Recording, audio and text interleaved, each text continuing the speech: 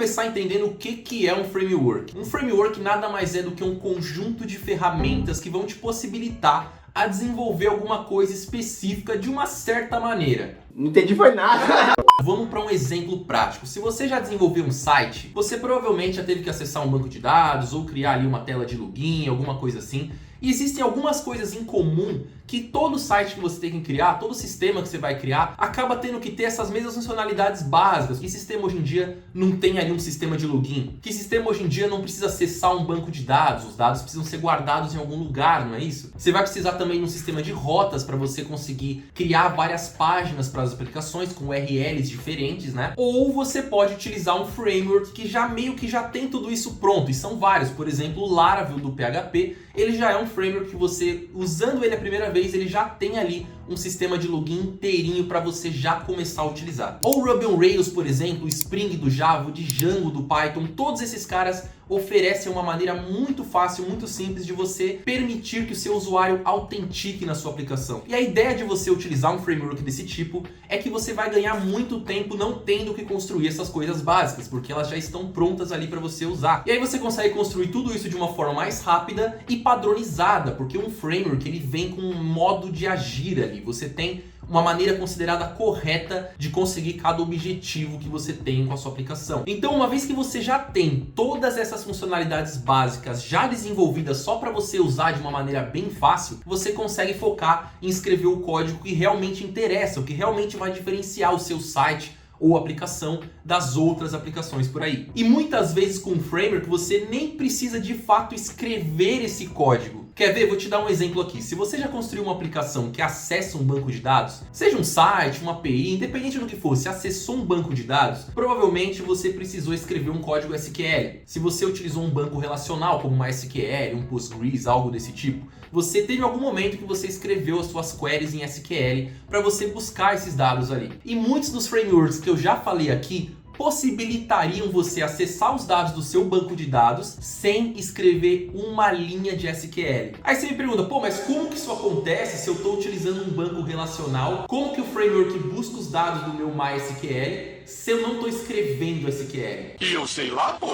Pois é, não é porque você não escreveu que o SQL não está lá. Mas o framework já organizou tudo de uma forma que você consegue, chamando uma funçãozinha ou outra, uma configuraçãozinha ou outra, você já consegue fazer com que esse framework escreva o código SQL que você escreveria e consegue fazer tudo funcionar de uma maneira extremamente mais fácil. E aí você acaba utilizando as ferramentas que o framework te oferece. Por exemplo, no Java você tem o Hibernate, que é um framework extremamente poderoso para você acessar dados, trabalhar com dados. No Laravel você tem o Eloquent, que é o cara que vai te ajudar a fazer as queries que você precisa. Esses dois que eu falei, eles são ORMs. São frameworks que são feitos para você conseguir acessar os dados da maneira que você quer, sem ter que escrever muito código, porque já tem ali um monte de funcionalidades básicas que você só vai utilizar aquilo e vai conseguir construir com um tempo muito reduzido, escrevendo pouquíssimo código comparado ao que você teria que escrever se estivesse fazendo tudo do zero. Ah, e veja bem, um framework ele é escrito em uma determinada linguagem e ele meio que só pode ser utilizado com ela, tá? Então você tem o Spring, que é um framework Java, você vai utilizar ele como Java, com a linguagem Java. Você tem o Django e o Flask, que são frameworks para você construir APIs, sites e sistemas e portais e tudo mais,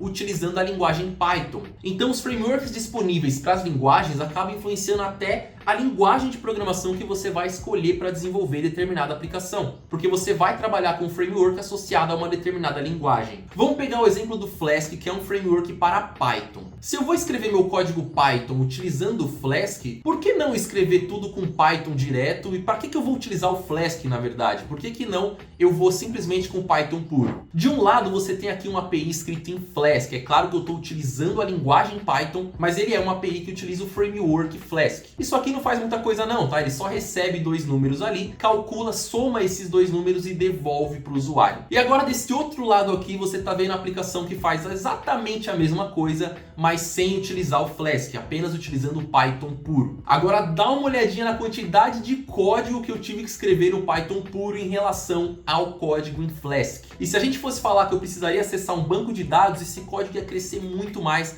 a diferença ia ser muito maior, inclusive. E no código que eu estou utilizando o framework, inclusive, além de ter escrito menos, eu tenho ali um monte de ferramenta, uma porrada de coisa que eu consigo fazer só chamando uma funçãozinha ou outra, criando um objetinho ou outro, e eu não precisaria escrever do zero. Até o que eu vou precisar meio que escrever do zero, o Flask ou qualquer outro framework que você esteja utilizando, que seja de qualidade, ele vai te fornecer meios, métodos mais fáceis, atalhos para você chegar onde você quer com o seu programinha. No caso desse exemplo, eu estou usando o Flask para demonstrar isso para você, mas poderia ser qualquer outro framework. Se você está interessado em Flask, eu vou deixar um curso recomendado aqui embaixo para você aprender um dos frameworks Python mais utilizados no mundo por aí. E vai ter recomendações de outros frameworks aqui embaixo também. E agora, basicamente, você já sabe o que é um framework, certo? Talvez aquela frase que eu falei lá no começo, que é um conjunto de ferramentas para que você consiga construir algo de uma maneira mais prática, faça um pouco mais sentido agora, né? Mas ó, cuidado para você não confundir com uma biblioteca. Um framework é uma coisa, biblioteca é outra. E para te mostrar as diferenças, eu vou te mostrar um negócio prático aqui. Vamos lá pro VS Code para eu te mostrar o que é uma biblioteca. Bom, e agora eu tenho aqui um código JavaScript qualquer aqui que só tem um arrayzinho de números, então é apenas uma lista de números aleatórios aqui que eu coloquei para demonstrar para você. E vamos supor que um problema comum quando eu tenho de repente uma lista de números podia ser, por exemplo, notas de um aluno ou notas de uma sala inteira, e eu gostaria de saber qual que é a média de notas dessa sala nesse semestre aqui, nessa prova, por exemplo. Então, para eu descobrir essa média aqui,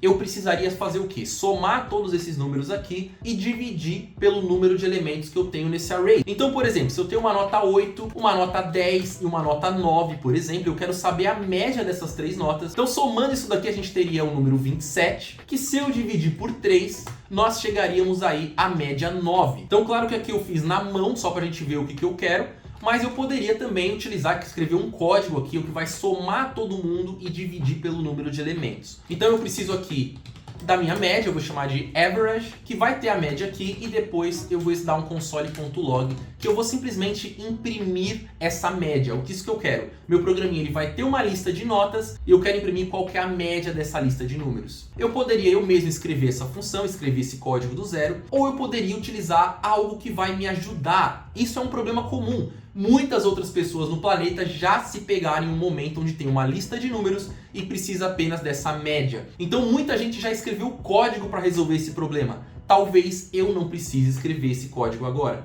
Então eu vou importar aqui uma biblioteca que eu já tinha instalado aqui para te demonstrar, que se chama Lodash.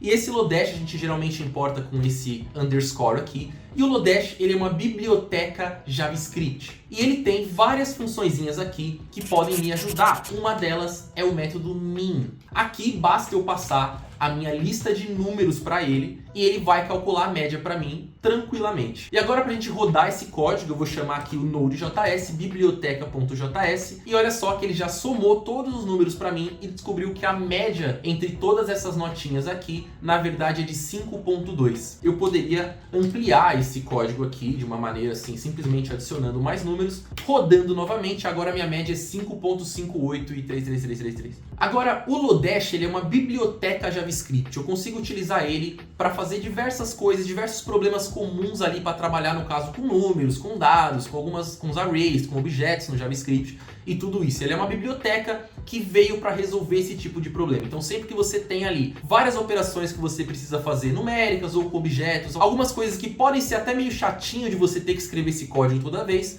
você pode simplesmente importar essa biblioteca que vem todas essas ferramentinhas aí para você trabalhar com o que você precisa de uma maneira mais fácil, sem ter que escrever o código de fato. Repare que aqui o que seria mais fácil? Eu escrever toda a minha função para somar todos os números e dividir e encontrar a média, ou simplesmente importar uma biblioteca e utilizar uma função que já vai fazer exatamente o que eu queria fazer. É claro que esse é um exemplo simples, né? Seria muito fácil calcular a média sem o Lodash, mas tem muita coisa que ele faz que acaba te ajudando muito, e quase todas as bibliotecas fazem isso. Uma biblioteca, então, nada mais é do que um conjunto de ferramentas que vai te ajudar com um propósito específico. Mas espera aí que isso aqui ficou muito parecido com um framework, né? Então, qual que é a diferença entre uma biblioteca e um framework? Bom, se eu precisar manipular alguns dados aqui, o Lodash vai me servir muito bem, uma biblioteca vai me servir muito bem. Mas se eu preciso de algo maior, algo que eu preciso aí de um sistema de login, de rotas, acessar banco de dados, para realmente construir uma aplicação maior, aí eu vou precisar de algo um pouco maior do que uma biblioteca. Nesse caso, eu precisaria de um framework. Então o framework ele é meio que o seu universo ali. Tudo que você for fazer na sua aplicação,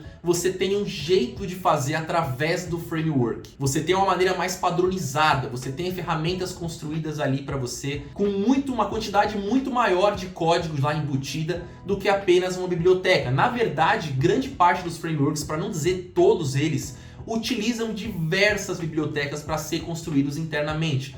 E muitos deles permitem que você utilize as bibliotecas que ele fornece também. Então, para você construir um framework, geralmente você tem várias e várias bibliotecas trabalhando junto com um propósito em comum, olhando para uma mesma direção para que você tenha o seu framework. Então deu para entender? O framework ele é algo um pouco maior do que uma biblioteca, mas compartilham com algumas regras. Por exemplo, da mesma forma que um framework só pode ser utilizado pela linguagem que ele construiu, com a linguagem que ele construiu, uma biblioteca é a mesma coisa. Aqui eu estou utilizando o JavaScript. O Lodash é feito em JavaScript, então eu posso utilizar em tudo que eu poderia utilizar o JavaScript. Agora eu não posso utilizar o Lodash no Python, com Java, com Go, por exemplo. Aí eu preciso procurar uma biblioteca que possa fazer algo semelhante ao Lodash na linguagem que eu escolhi. E a biblioteca tem mais alguns apelidinhos carinhosos aí. Biblioteca seria o nome em português, o que a gente mais utiliza, mas a gente pode chamar também de lib, que seria ali um apelidinho da versão em inglês disso, que é o library. Pode chamar de pacote, de package. Você tem ali vários conceitos, várias terminologias, várias nomenclaturas, e meio que cada linguagem usa de um jeito. Mas se você for de biblioteca ou lib, é meio que universal. E framework não. Framework já é um nome mais universal aí, que vai servir para todo tipo de framework construído independente da linguagem. E uma diferença mais técnica do que é um framework de uma biblioteca, para você não confundir nunca mais, está em quem controla a sua aplicação. Então, quando eu tenho um framework, você acaba escrevendo um código para o framework usar. Você vai iniciar a sua aplicação com o framework, a sua aplicação depende totalmente do framework, tanto que você não consegue trocar o framework de uma hora para outra aí não. Agora, uma biblioteca, você está no...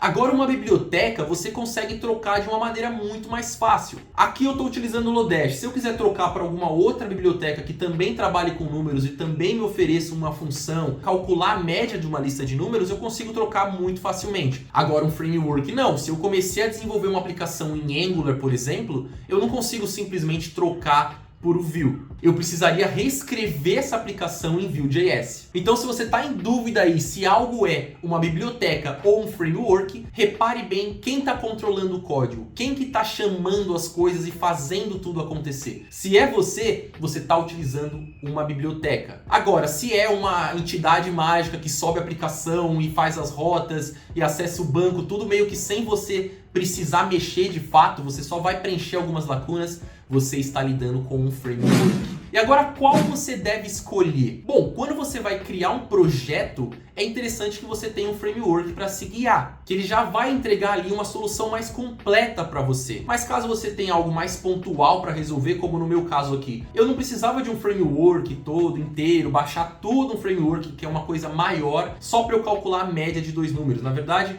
acredito que nenhum framework faça isso. Se faz, é porque expõe uma biblioteca que acaba fazendo isso. Então eu preciso só de uma ajudinha ali com um pedaço de código, com uma manipulação de dados ou algo assim. Nesse caso eu baixo uma biblioteca para resolver o meu problema. E onde você vai achar essas bibliotecas vai depender da linguagem. Então, por exemplo, para o JavaScript, Node.js, você vai ter o NPM, para o Python você vai ter o pip, para o Java você vai ter o Maven e o Gradle, você vai ter ali um repositório de encontrar as bibliotecas. E geralmente todos eles estão no GitHub, então nada que uma busquinha no Google você não encontre uma biblioteca que faça o que você está buscando. E agora que você sabe as diferenças, você pode utilizar junto, eu posso utilizar um framework e uma biblioteca ao mesmo tempo?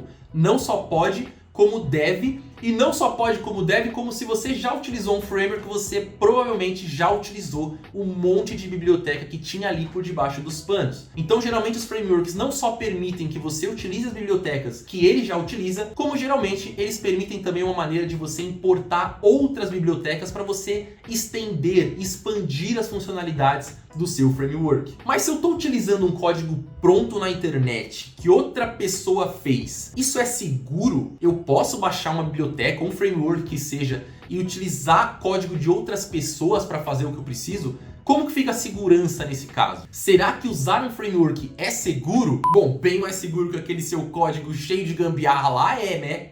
Um framework ele é seguro porque pensa no seguinte, vamos supor que eu estou desenvolvendo agora aqui um sistema de login. Eu conseguiria escrever um código para a pessoa se autenticar no meu site, no meu sistema. Só que isso fui eu, Renan Palim, pensando na segurança, eu pensando em que ninguém vai invadir o meu sistema e tudo mais. Um framework geralmente não é construído por uma pessoa só. Um framework de qualidade, ele geralmente possui uma equipe. Estou falando principalmente dos frameworks open source, de código aberto, onde tem ali uma comunidade, várias pessoas olhando para esse código.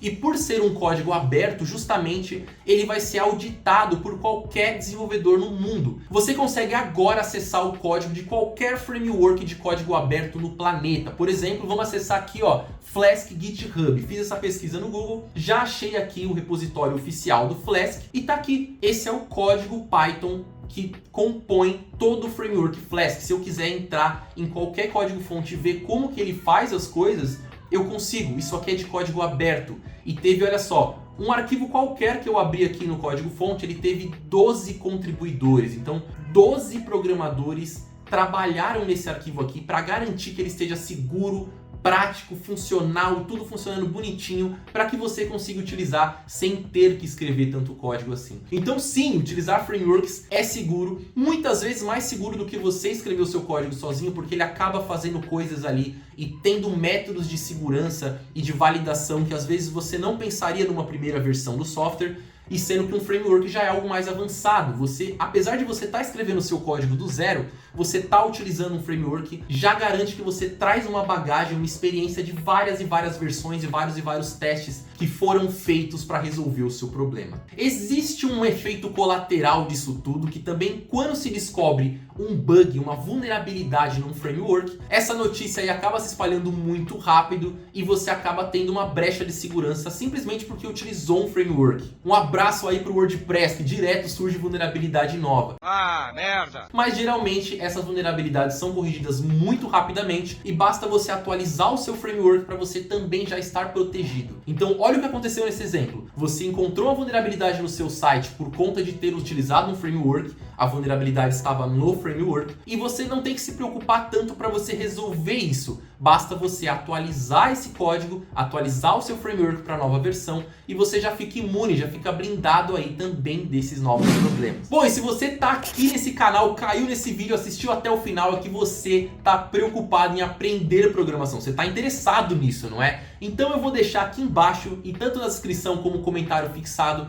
alguns cursos que eu recomendo para dar um rumo na sua carreira. E pode ficar tranquilo que sempre que eu deixo vídeo de recomendação, eu sempre volto aqui de tempos em tempos para atualizar essas recomendações. Então, dependente do ano que você está assistindo esse vídeo, vai estar atualizadinho aqui a lista de recomendações para você guinar a sua carreira e entrar nessa área ou se aperfeiçoar como desenvolvedor. Bom, eu sou o Renan Palim, me siga nas redes sociais. A gente fala sobre programação nesse canal aqui, então dá uma olhadinha nos outros vídeos, considere se inscrever também. Tenho certeza que vai ser muito útil as dicas que eu dou aqui pra você. Vou deixar um próximo videozinho pra você assistir aqui também e um grande abraço!